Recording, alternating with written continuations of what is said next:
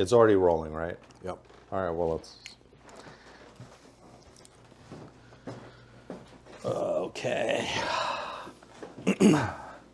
So what are we talking about today? I thought we would talk about since we did like the psychology of, I can move up this way, I don't want this thing to fall. We can do the psychology of cool. Yeah. Okay. It's a big subject to bite off,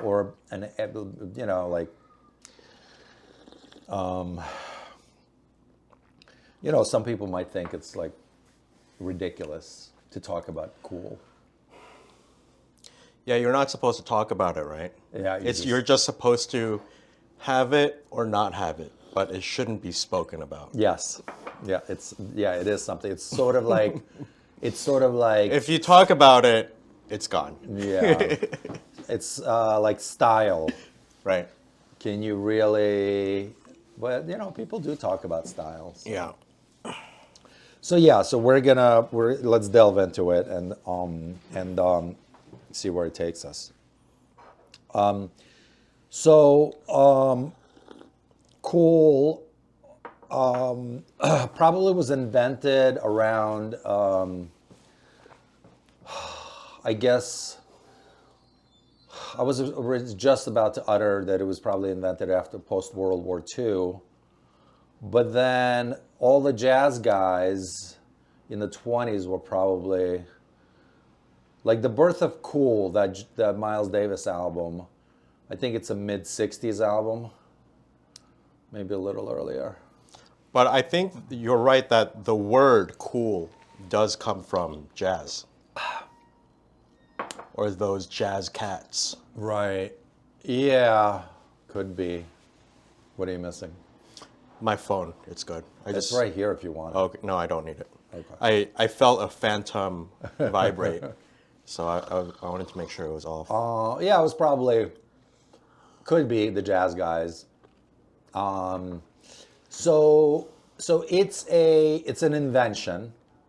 There was a point where it didn't exist, because let's say pre this term coming into existence, what would be considered? We didn't even have a culture where people were too busy trying to survive to be cool. I'm thinking of like that rockabilly era. I would say that's post. Isn't that? I would say that's post World War II, right? Or is it a little before? Oh, you're right. Yeah. Yeah. They had other words like bee's knees but not quite cool. Yeah. Well, the teenager, there was a lot of invention post World War II. I feel like the usually it's invented, all of these terms, teenagers, cool, they're all invented by advertising people to sell stuff. Mm-hmm. But people I feel like the rockabilly people in particular took it, or the jazz people in particular took it and actually gave it an actual, like an actual tangible meaning, as opposed to this invented, the advertising agency kind of meaning. So what do you think they were describing with the word cool? The advertisers or the actual? The actual cats? Yeah, let's get there. Well, cool means, if you just take the etymology, maybe that's not right. Maybe if you just take the word at its face value, means you are, to me, it means you're cool under any circumstance. You never really show emotion. Yeah. Unless it's anger. Yeah. You're very ready. Cool. Anger is very cool. Yeah, you're ready to get into a fight at the drop of a hat, especially if you're going to protect your girl. Okay. So I have a different opinion, but you should continue. Okay. Yeah. So cool to me is like cool and collective, like collected. Like you're just a cool cat. You're not gonna let anything ruffle your feathers. Yeah. That's just the Okay. word, face value of the word. Yeah. I could appreciate that because now I'm starting to get, all right, there is a surface cool, there is a way to act cool. But if you're cool to the core, it is what you're saying.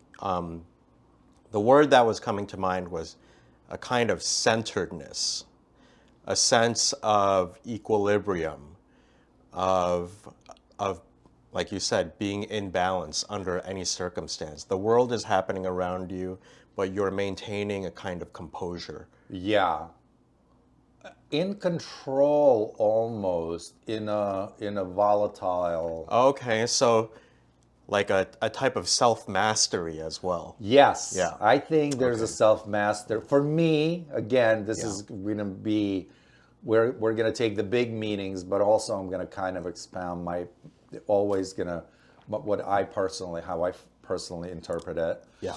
And yes, self-mastery is there. Okay. It's and we're talking like the full gamut from yes, always being cool and collected because nothing can ruffle your feathers because you're like a UFO can land in front of you and you'll have something cool to say about it Right. instead of being like all crazy and running. That's like that's to me that's like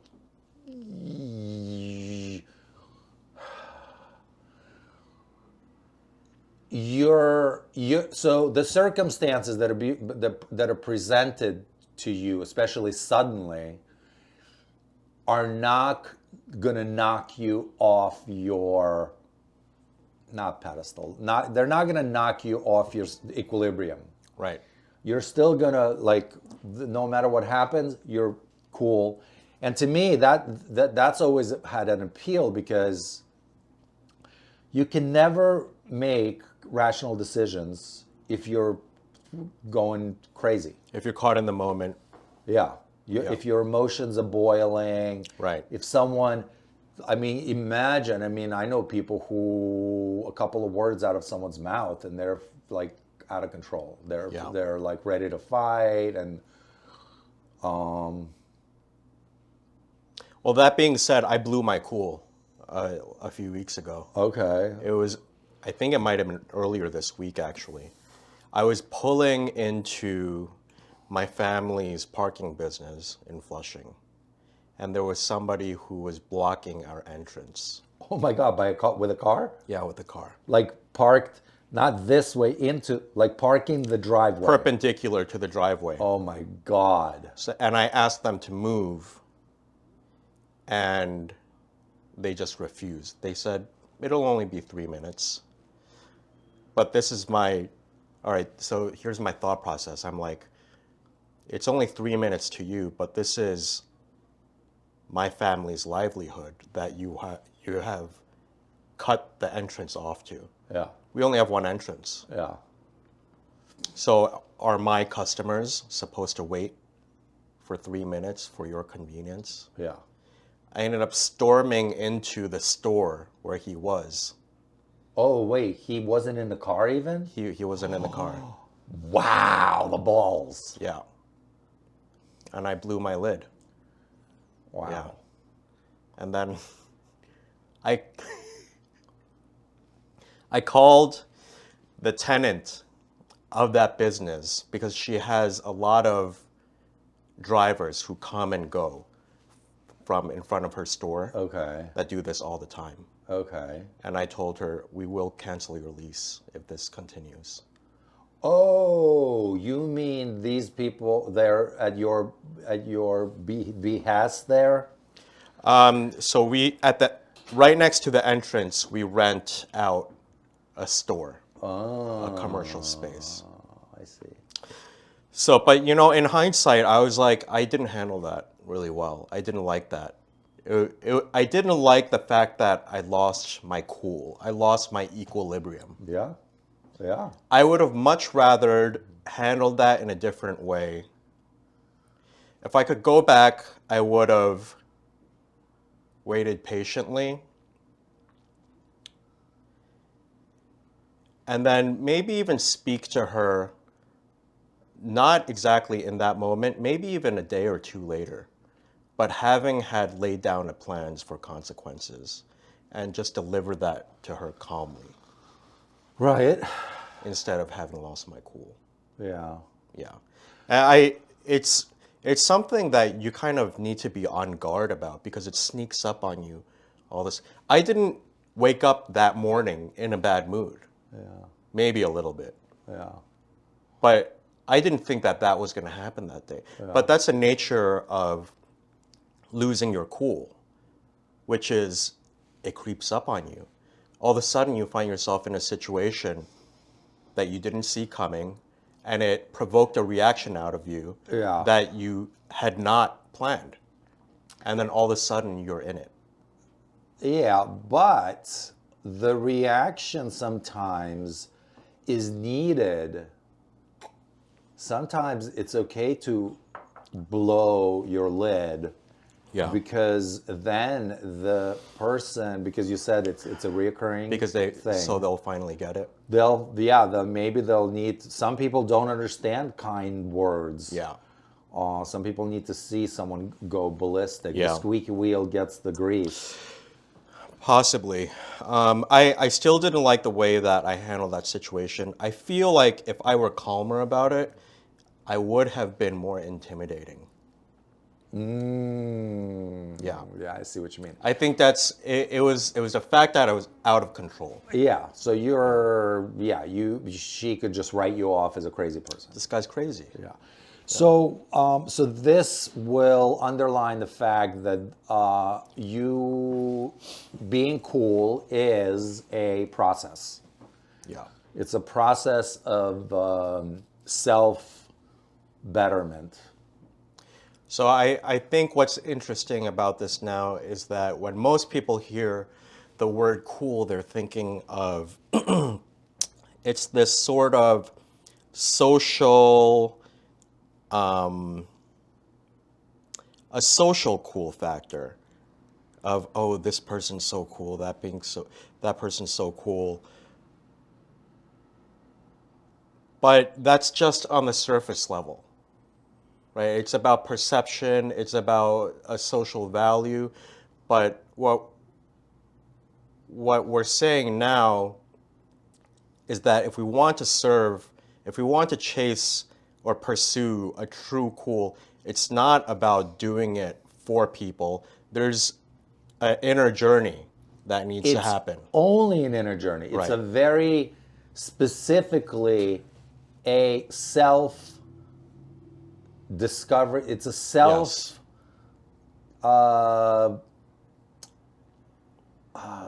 Yes. There's self-cultivation involved. Yeah, that's all it is. Right. It's a self-cultivation because Right. the cool that you were describing, this social media cool that Right. is now people think is cool. Yeah.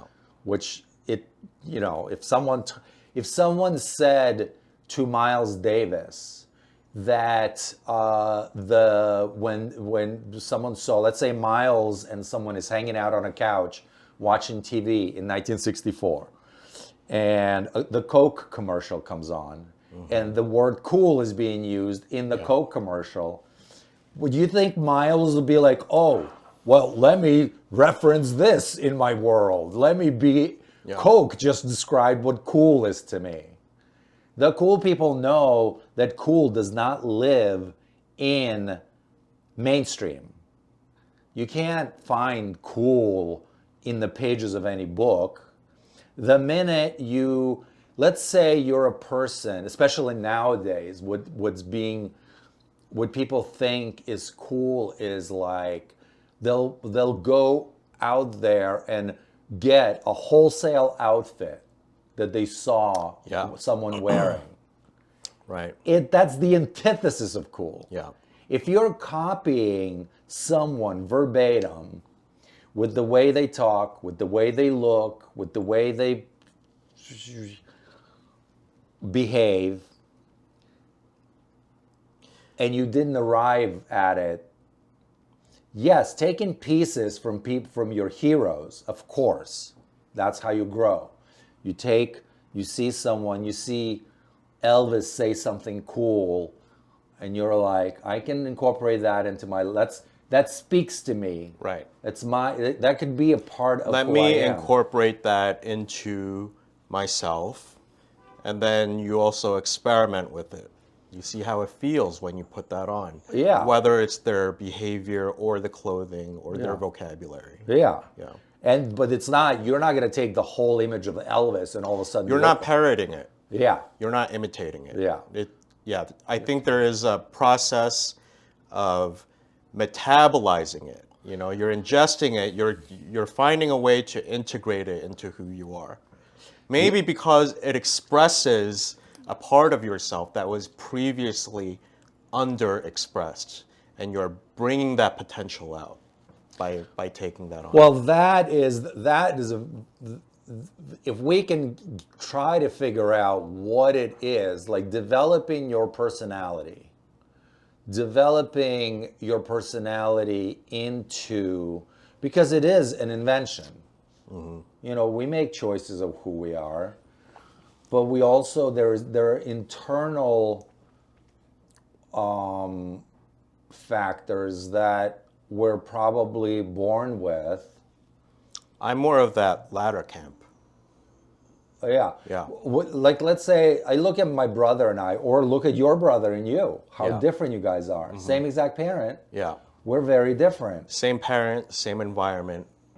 Completely different Yeah. product that comes out of that. Yeah.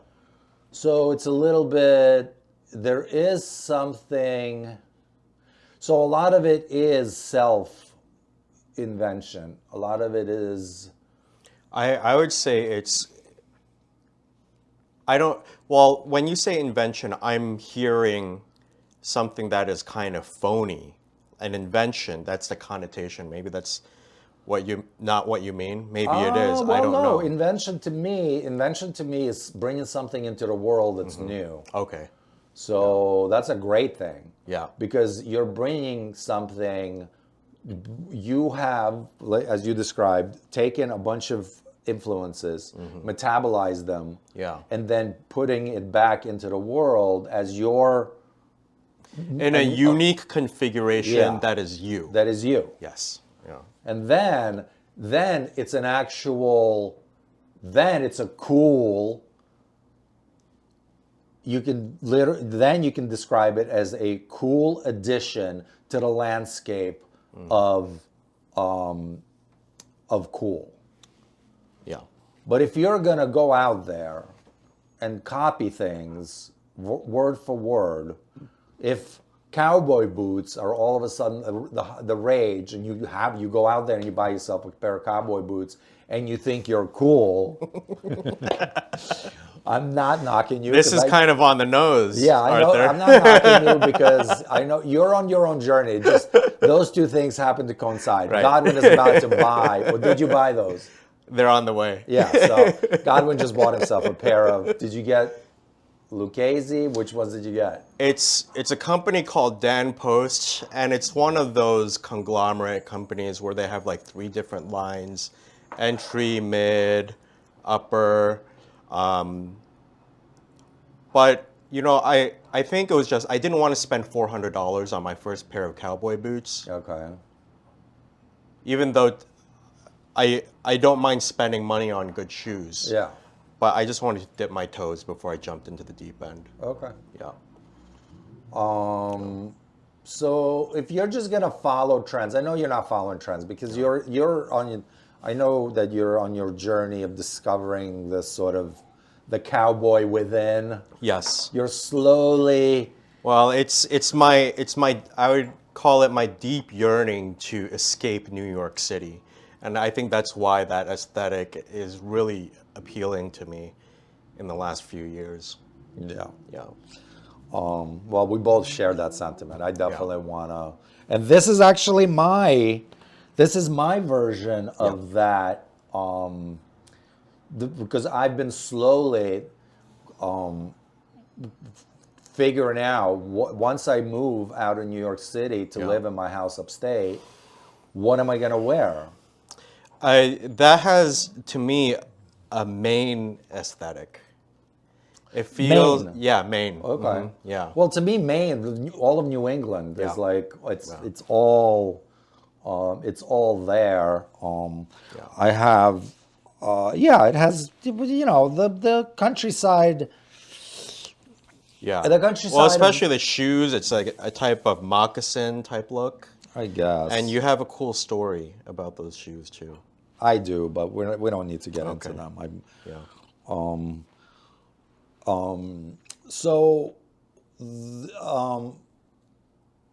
so cool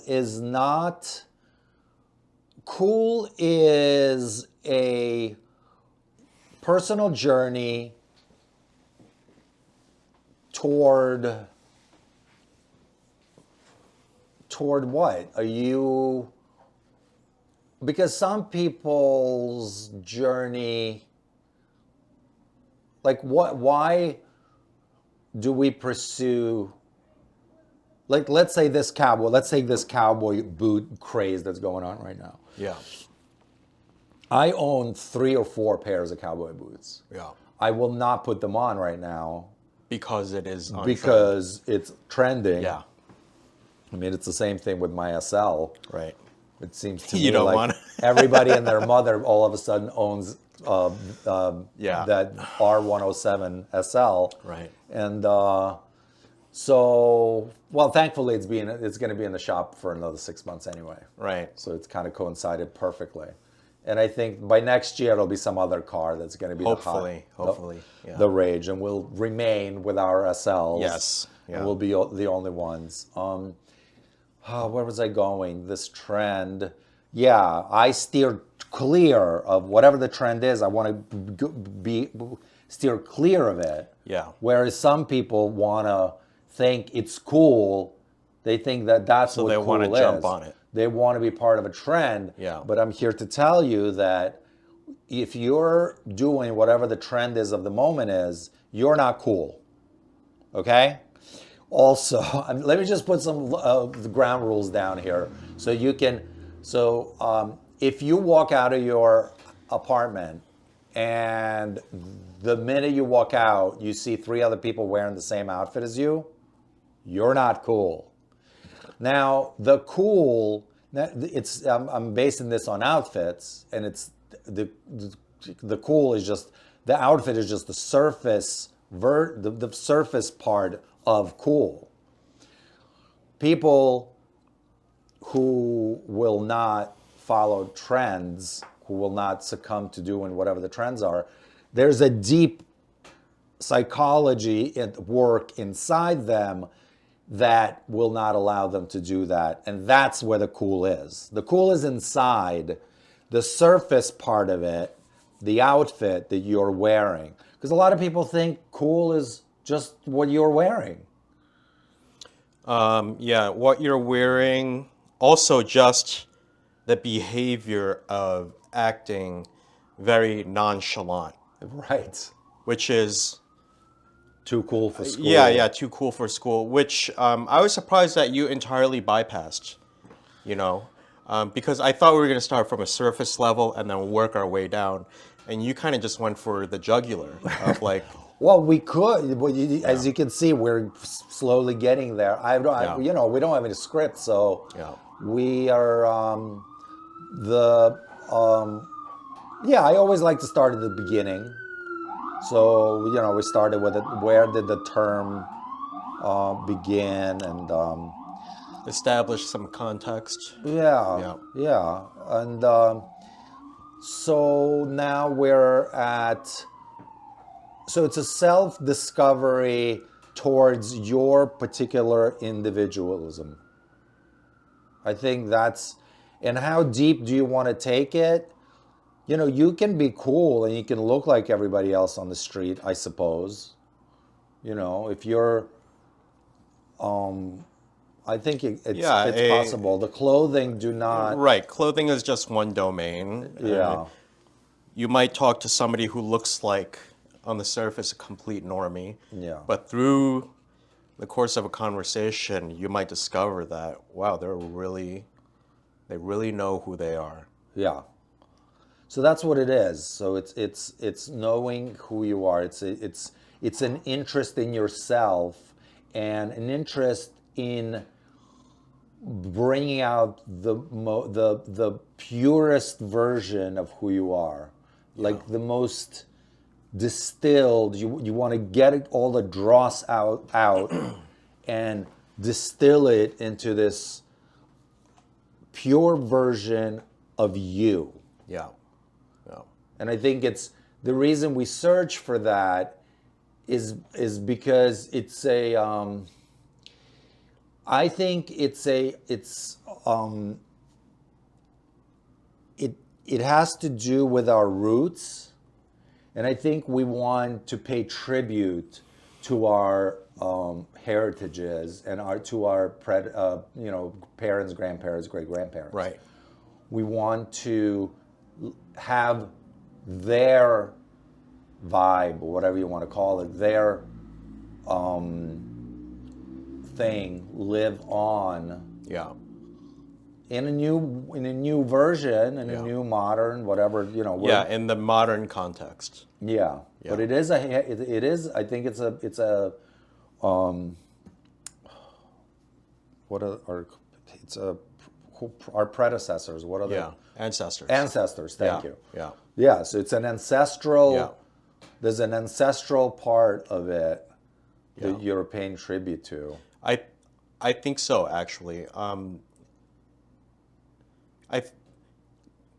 think in a Chinese or even Taoist way of looking at it,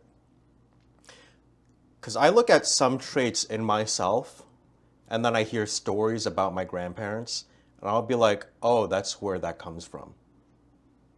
And then, I don't have the best relationship with my dad, but then I look at how I'm living my life right now, I'm like, oh, wow, there's a lot of my dad in me. Yeah. But this idea, something you were talking about, it's taking those qualities and then putting them in the current context. It's like, yeah, if my grandparents were alive today, what would they be doing? But of course, I'm taking different traits from them, and it's put in this form in a combination that has never been put together before. It's your. It may have been, but it's your. You are putting your stamp on it. Right. You are in complete control of what is happening, and even some of the traits. There are some traits in your ancestors that you don't like. Yes. And you work hard to Right. get rid of them. Yeah, like me losing my cool. Yeah. Wow, that's. But I think there's this idea of cultivation as well, that I think it's not just a matter of distilling everything down, because distilling kind of sounds like you're just taking away the adulterations, the things that are making it impure. But I think there's an aspect of cultivation too, which is, okay, that comes from your inborn traits, but how they are meeting reality and what you learn about yourself through that interaction. So over time, that is where maturity comes from. In the beginning, you're in a childlike state, but over time, you accumulate experience, and that's where maturity and wisdom comes from. And through that, you're expressing an inborn potential, the potential that you possessed as a kid but had not realized yet. And so I think that's my take of where cool comes from. It comes from the play between who you are as a person and also the environment around you and the dance between the two. Now, some people who refuse to learn stay in that stunted stage. And then when we meet them, we're not impressed by them. We don't think they're cool.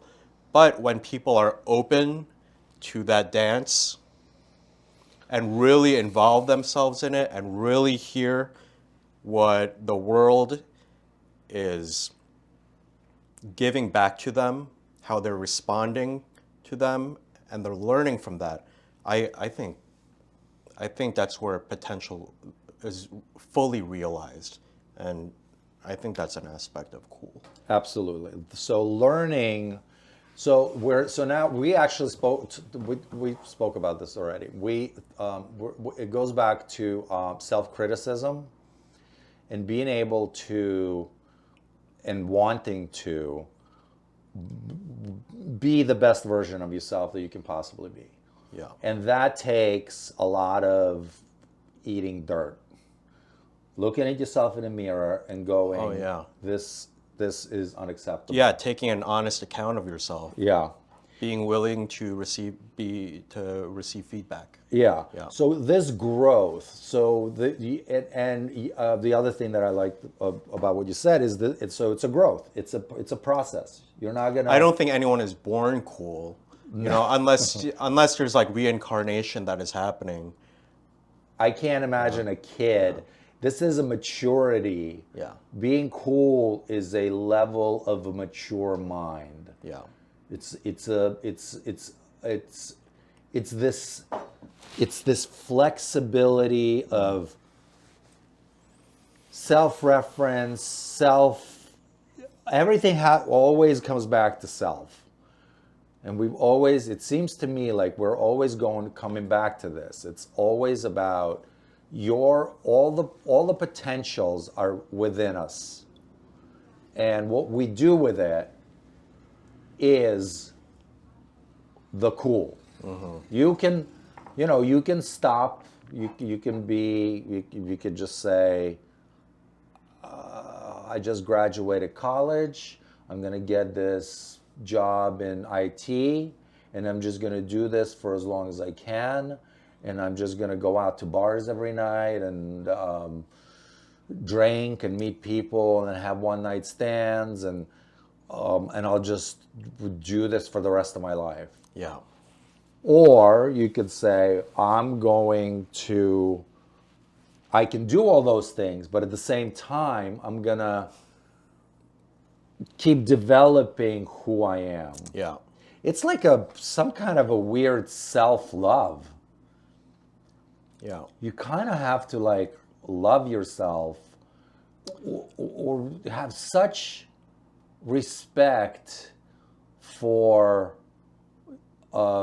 your potential. It's like, someone gives you this little ugly duckling. That you think it's worth cultivating. Yeah.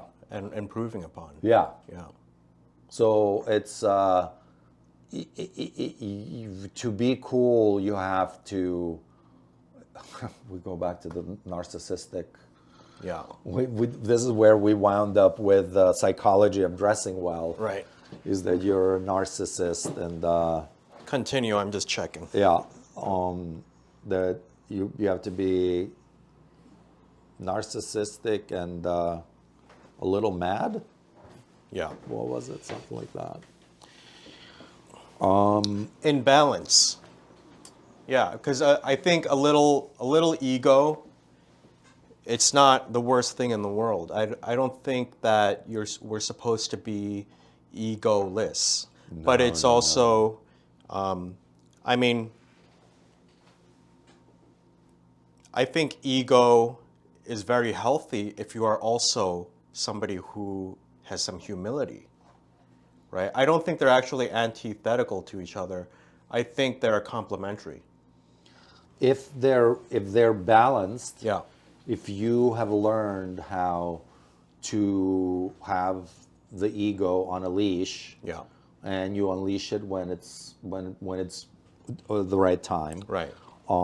there's a lot of what just occurred to me is there's a lot of contradictory things about being a balanced person. It's like there's self-love, but it's not narcissistic insanity. Right. It's a love of the world, but you're not trying to save every stray dog out there. it's a balance. I guess again, you're finding a balance that's right for you. Yeah. For some people, the balance stops. Some people don't care about clothes, and they're not going to take it. That avenue is going to be closed off to them, Right. and so their surface is not going to represent cool. They're going to look normie or worse. Um, remember, we have the we I have the different levels of Right. dress. You got the fashion victim, you got the normie, Yeah. uh, whatever. Look back. There's one of the episodes we went through the full gamut of the different types of dressers that are out there. So yeah, for some people it won't be get into clothes, but that's where it's your personality dictates to you. You're like, I don't care about clothes. I know cool people who don't give a flying fuck about clothes. Yeah. Yeah. So you can have that. You and I happen to be on the same page that for us, it's we want the full picture. We kind of want like the best that the world has to offer.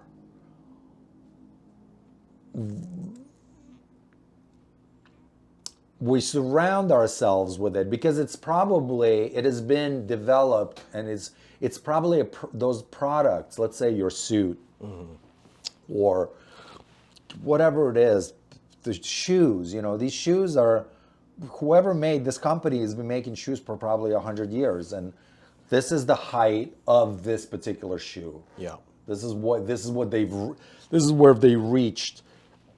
Now, this is the kind of things we like to surround ourselves with. We like to have the best that particular thing has to offer.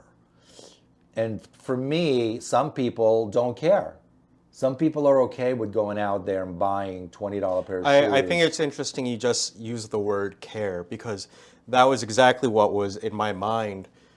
Like when somebody makes a shoe like that, they're putting care into that shoe, right?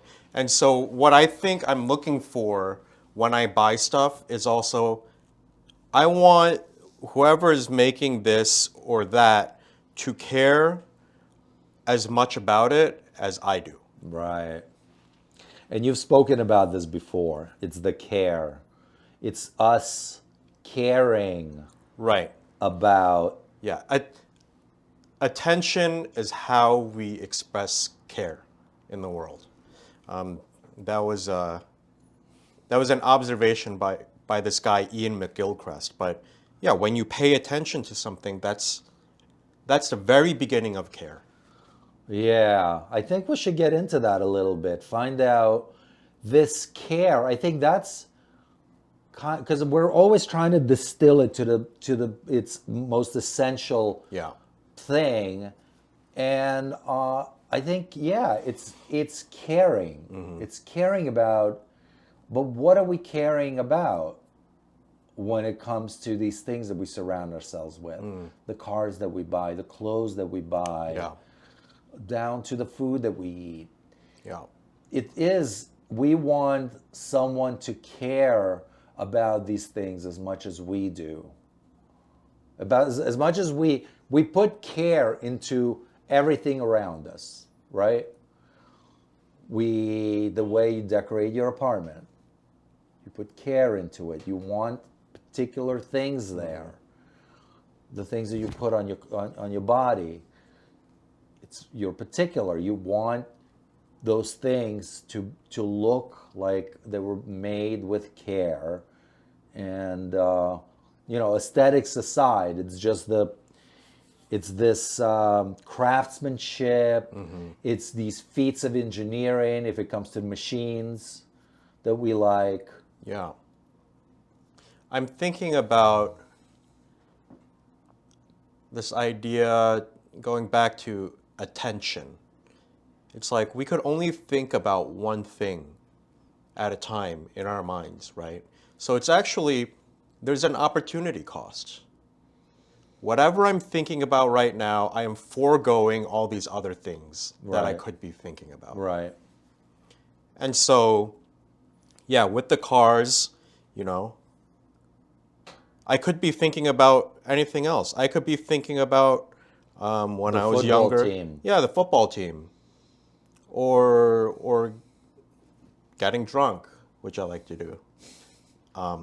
Thankfully, you don't really get drunk. You get tipsy. I haven't seen you get drunk yet. Well, I'm glad. I'm glad it seems that way. But yeah, the football game, and again, it's like I don't want to denigrate football games. It's just easy. It's an easy punching bag for me because I'm not a sports guy. But okay, to be self-critical, when I was younger, I was really into video games. So that was where I put my attention before, you know.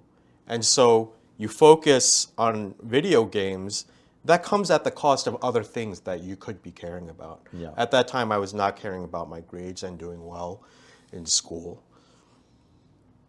So it's actually a pretty high price to care about these things because it means you're foregoing everything else. So this is good. So the high price. So maybe because I'm always trying to figure out why people are okay with Oh, okay. looking like everyone else. Yeah. The price is too high for them. Expand on that. The price is they can't. Okay. We're not talking about monetary Okay. price here. Right. The other day, this reminds me. I have to tell you the story. So yesterday or the day, I think it was yesterday. My wife Ash had to return something at the Real, which is in Soho. So we drive to Soho. I'm sitting in the car in Soho, waiting for her to return her shit. So you're looking at everyone. I'm looking at everyone. It's a parade of Was this on Friday? So was it Halloween? Saturday. Okay. So it was the Yesterday. day after, yeah. Yeah. So I'm sitting there. It's a beautiful day, and there's a parade of humanity walking around, and you know, it's everything from the highest to the lowest. Yeah. And I'm watching this family. It's a bunch of girls, little teen, like preteen, three girls, and the mom. Yeah. The mom is facelifted to death. Yeah. You know, she has that death mask on of the Death mask. you know that I love it. that face that Right. where that you, does not move. yeah, the face. Oh, it's Yeah. even worse than that. It's just you look at that face and you're like, what did you do? Yeah. Anyway, but that was not even the worst of it. She's decked out head to toe in Chanel. Okay. Every Chanel thing you can imagine is Okay. being sported, and the logos are all up Did and she down. have the famous Chanel jacket? I forget what it's No, called. no. She didn't have the tweed jacket. Okay. No, 'cause she had. I'm a big fan of those. Yes, actually. those are great. Yeah. So she had like the lowest common denominator Chanel Oh, shit. Entry. So like the puffer Chanel no. jacket. No. She had the leg warmers, the white leg warmers with a black double C on it. Yeah. And I'm looking at her. Okay. And I'm like, you have $10,000 of clothes. So it's the logo. It's the logo that she was a walking logo. Well, there's that. But I just looked at it and it just looked so sad and desperate. And especially with that face. And then this homeless woman Yeah. comes into the scene. Yeah. She's wearing this gold sequence sparkly skirt. Yeah. And she walks up to the garbage that's sitting right there. This woman just walked past it, and she walks up to this garbage can, starts rummaging through the garbage can. And then when she gets up and I get a full view of her, I'm like, this is the most stylish person I have seen so far Yeah. after sitting here for 15, 20 Yeah. minutes. Yeah. I couldn't believe the difference between, she looked confident. She looked confident. Even Even as running she it was through going through the garbage. trash. She had Yeah. a beautiful thing about her. Yeah.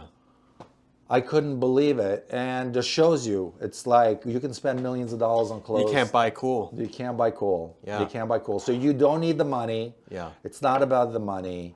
It's knowing who you are and being comfortable in those shoes. So what she was wearing at that time was an expression of who she was. Yeah. Yeah. Even though she's homeless, she was wearing a sequin skirt. Yeah. Floor length sequin skirt. Yeah. Ah, amazing stuff. Amazing stuff. So I forgot where was I going with this? So it's care. We're talking about Care. caring. So I think that that sense of style too. So like whatever you were talking about with the floor length sequin dress. My process is I wear clothes that fits an image that comes to me in my mind that I'm inspired by. So like this today, I didn't come up with this image of my own, but I watch the movie Mean Streets, Yeah. and I just loved the way that those guys were dressed. Yeah. But then it spends a lot of time like knocking around in my head, Yeah. where it's like, okay, I just need to do this. I need to put together an outfit like this. Yeah.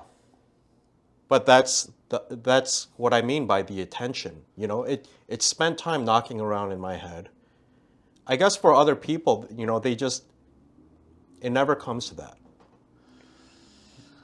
Well, That some of these image people- never grips them. I'm sure that woman who was digging through the garbage, you know, a lot of creative people do have this problem where they end up on the streets because they are so creative. You know, they're so gripped by these images that they cannot maintain the mundanity of holding down a job and paying rent. Our society is designed, and it is designed. This society is completely designed by social engineers to not be conducive to an individual, to an individual's, to produce, to cultivate individualism. Yeah. They want little ants in their anthill so that they can have a big pool of worker ants to choose from, so that they can use and Yeah, abuse well, them. I agree, but I think this is the challenge that is set for the creative types, which is okay. If you are a creative person, it is up to you to carve out your place in the world. If you are a worker ant, that space, that spot is waiting for you. Yes. That is what our education system is for. I think this is something that we don't do a good job of, which is I think our educators, and perhaps it's not, maybe we probably shouldn't rely on our government to do this for us, but is we need to tell these creative kids the challenges that are up ahead if they are going to continue being a creative person, which is you are going to have to carve out a place for yourself because other people are not going to do it for you. The system certainly is not going to do it for you. So you need to prepare yourself for that. It's not going to be you graduate, you go to college, and they're going to teach a course in your creativity, whatever you're creative in, and then you're going to graduate and then find a job that is perfectly suited for you. That's not going to happen. No. No, this, like I said, it's designed for, our curriculums are designed by corporations. Yeah. Yeah. And they'll dictate, they don't need, they'll need like, they'll probably need a handful, 5 3% of the graduating masses to be in positions of in a position of creators of, Yeah. for them.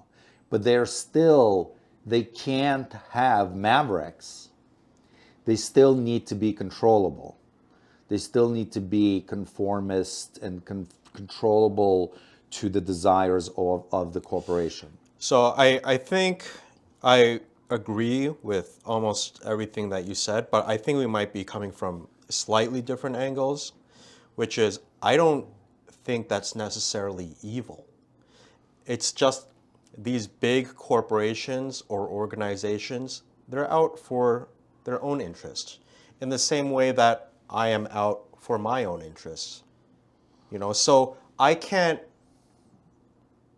don't think the education system that I went through really worked for me. And there was a period of time when I was kind of upset about that. But now that there's more distance between me and that time in my life, I feel like I could understand it better. I just wish if I could go back and meet myself now, I would just be like, Godwin, you're built a little different. And what's going to happen is if you seek a perfect position that you will fit in, that is already ready-made for you, it's not going to happen. What's going to happen is you're always going to feel like you're a square peg trying to be fit into a round hole. And it took a few years for me to discover that. But now that I've come to that realization on my own, I feel much more liberated. And I think it's also tempered me in a way where now that I have perspective, that I feel less animosity towards that system. It's just functioning to preserve itself. The system. Yeah. Okay. First of all, you are one of the lucky ones who survived the system Yeah. almost unscathed, where your personality is still intact, you're still interested in your personality. The system, this educational system that we're talking about, it's very easy for it to be conducive to creators. It could be that, but they refuse to do it. And not only do they refuse to do it, they stunt it on purpose. Yeah. And they ridicule it and they confuse it. Even worse, they actively confuse the creators. Yeah. They tell them, "Oh, well, you feel weird within this? That's just because you are." Yeah, get with the program. Yeah, well, they have a lot of different tactics of Right. what they tell these kids, Right, yeah. of how how they can express themselves, Right. because they're like, I can't express myself within this little finite little box. Well, another saying is yes. Yes, it is evil. And I'm sorry, and the corporations are also evil. When a food corporation that is selling us food actively puts shit in that food that's detrimental to the well-being of their customer, that's evil. I would say that they are fearful themselves. This ability to do evil things to other people, I think the root of it comes from fear. When you're afraid, you're willing to do inhumane things to other people. It's irrelevant what the motivation is. This is, and the people who sign on the dotted line, like the presidents of countries or the presidents of companies who sign on the dotted line and ruin infrastructures of villages and whole countries, and send men off to die for no reason. what the reason, if you're going to say, well, it's okay because it's ruled by fear. I'm sorry, that's not an excuse. That's not enough of an excuse to give them a pass. I always get nervous when I see when there are lots of people involved, because often what happens is things boil down to the lowest common denominator, and a realization I've had is that people are mostly social animals. They're not truth-seeking animals. Of course not.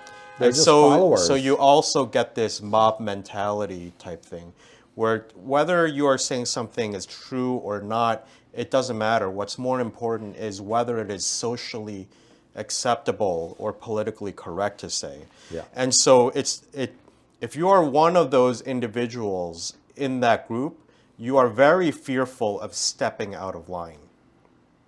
You are very fearful of having or speaking an opinion that is different from your peers, because you like the comfort of the group. And so that's what I mean by fear, is when these corporations or these organizations do these terrible things.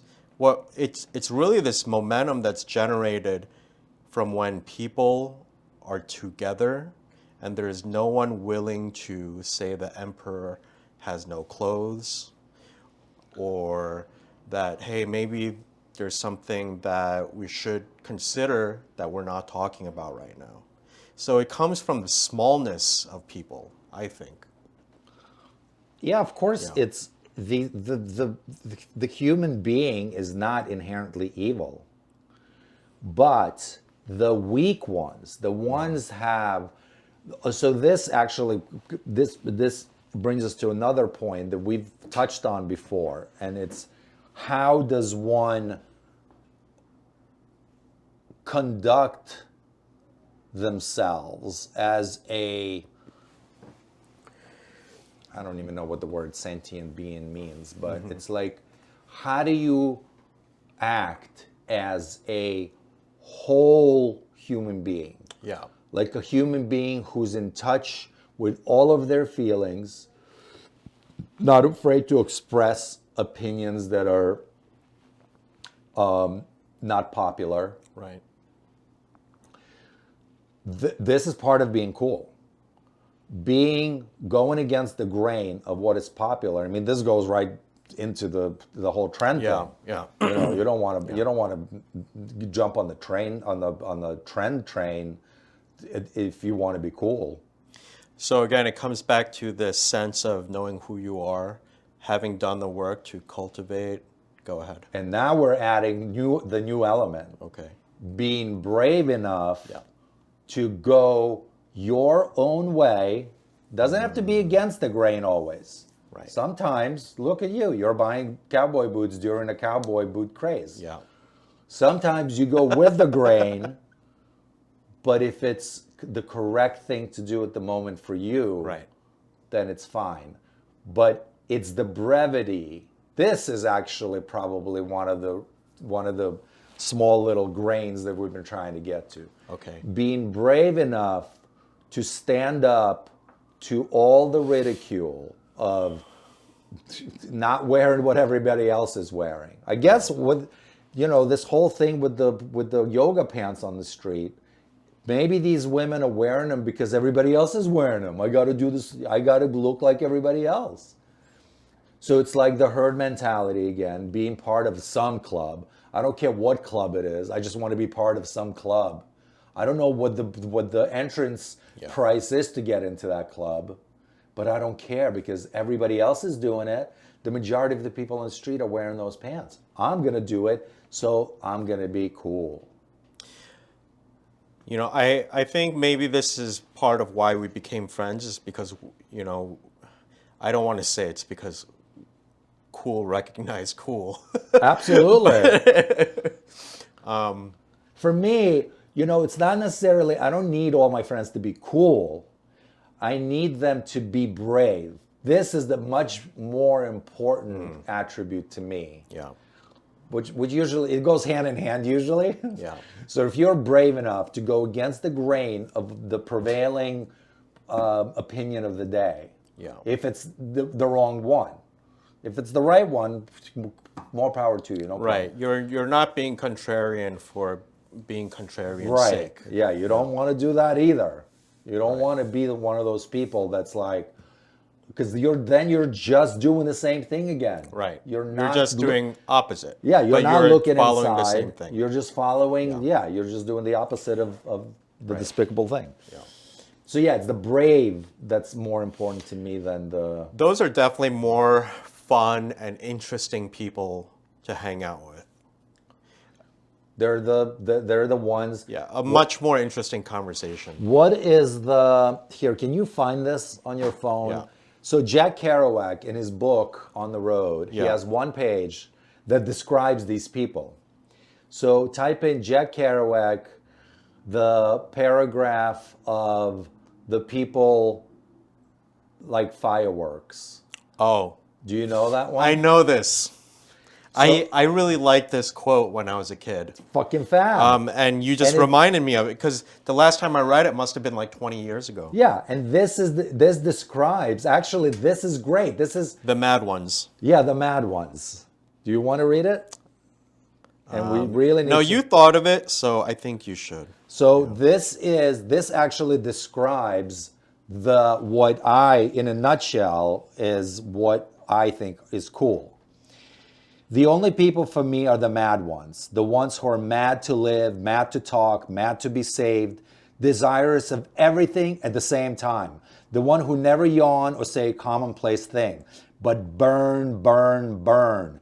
Burn like fabulous yellow Roman candles exploding like spiders across the stars.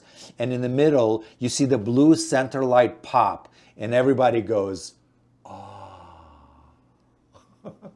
fucking Jack Kerouac. The Beats did have, I'm not a big fan of the Beats, but Yeah. if they had wrote nothing else, that right there is the description of what cool is. Go look that up. Get that little paragraph into your brain and live that as your mantra, and you're gonna come out of it okay. That's a great quote. And I'm so glad that you exhumed that from my forgotten memories. Yeah. Well, this is so much fun. That's why this is so fun. Yeah. To have these conversations, no scripts, and we just see where it takes us. And look where it took us today. Yeah. Took us to this great thing from Jack Kerouac from On the Road. Well, I don't know. I mean, I feel like we got in a good. Yeah. You want to end Well, this here? I want to add one more thing, which is I think we're also speaking from a perspective which is going back to the beginning of this conversation, which was I think we were born in a certain way. We inherited certain traits from our ancestors. Now, for the normies, I think the world still needs normies because they are the glue that binds everything together. There are people who help maintain roads and our infrastructure and give us some sort of stability. So I just don't want us to get so carried away with us being super enlightened, self-realized individuals that we don't appreciate that there is some sort of continuity that we live in that we take for granted. And this continuity, I think, comes from, it's like an ant colony. Everyone has their a function. part to play. Yeah, yeah. I believe that everyone, even if you're a paver of the road or even if you're a subway cleaner, Yeah. you can do your job. Remember that movie, the Japanese movie, with the guy is the toilet cleaner? Yeah. You Did you watch it? Yeah, I did watch it. Did I recommend it Yeah, to you? I think Oh so. man, yeah, that was a great movie. So yeah. even a man like that Yeah. can have a job as on the surface sounds as despicable, right? Yeah. Like, who would do that? And obviously, but that man was cool. Yeah. So the people, even the people that the worker bees of our ant colony here, the bee colony, beehive, I think they can also a bring all of these attributes. It's not going to hurt for them to get to know themselves and elevate their game. It doesn't have to be clothes. It doesn't. We're not talking about clothes here. We're talking about an inner conviction about who you are and who you want to be. We invent ourselves. I wasn't born like this. I didn't get here and all of a sudden I was a dweeby kid. I was like the squarest of the square kids. But I always knew that the most interesting thing about me is my individuality. It's the only thing that I always thought is worth cultivating. I'm not, you know, I don't know anything about, I mean, I do know about fashion history and blah, blah, blah, but, you know, people come in here and they start talking to me about contemporary clothing designers. I don't know anything. I don't look at that kind of stuff. Yeah, yeah. I don't look at clothes as a name commodity. You know, for me, if you want to know how I value what I value as clothes, it's aesthetics, what it looks like, but it's also the manufacturing process, the fabric itself. You have to learn to know when you touch a piece of fabric, you have to know that this is quality. It's the touch. It's all you need. And it takes years of touching a lot of fabric and then maybe wearing it or understanding that this is quality, this is garbage. I can literally take a piece of wool and touch it and be like, there's 10% of polyester in here, and I will not wear it. Because polyester seeps into your body as you wear it. Yeah. And it, you know, amongst other things, Fucks with your hormones. fucks with your hormones. Yeah.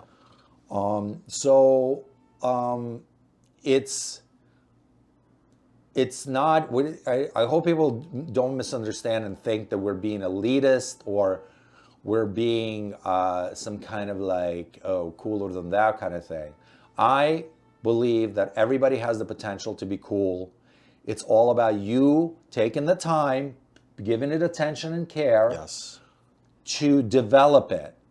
That's the price. You are worth it.